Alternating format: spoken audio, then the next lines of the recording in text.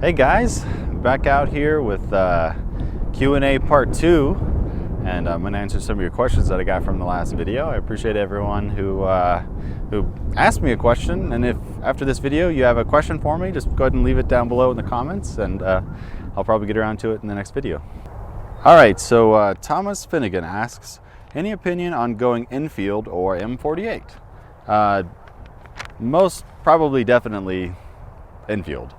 I think the quality is a little bit higher on Enfields, or for around the same price point as M48s. M48s are a little rough. I mean, if you're a big Mauser fan, then you could probably go M48 and you'll probably be happy with that.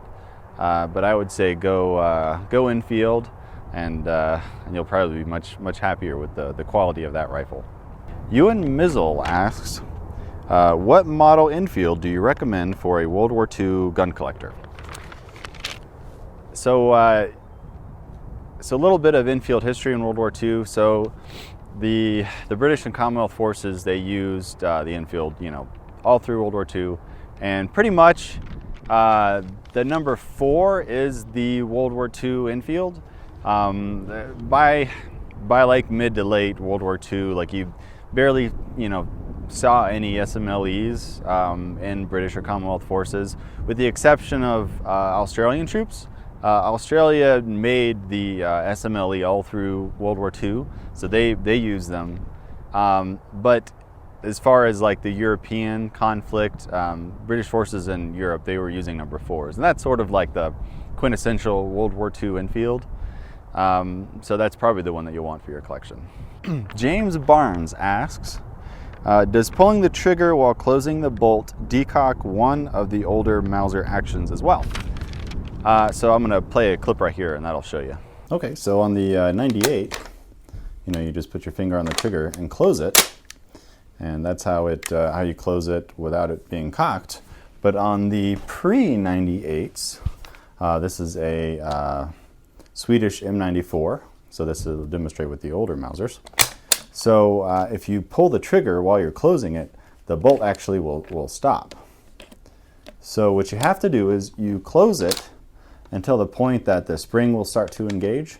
So you close it to this point, then you pull the trigger and close it the rest of the way. Take your finger off the trigger and then close it. And now it's closed and decocked. So I'll just do that one more time. So close it. There you go. Megabait56 asks, where do you buy your surplus ammo from? This is a question that's very similar to where I buy my military surplus rifles from. So really, I've just sort of picked it up here and there over the years, mostly from gun shows, really. I do a lot of horse trading at gun shows, and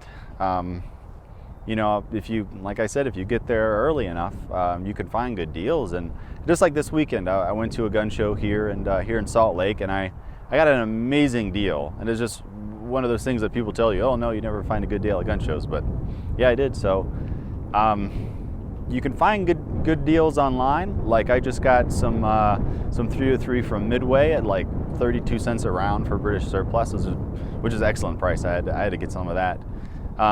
So just shop around, go to your local stores. Every now and then you'll go to an old mom and pop shop, and you'll be surprised what they have hidden back.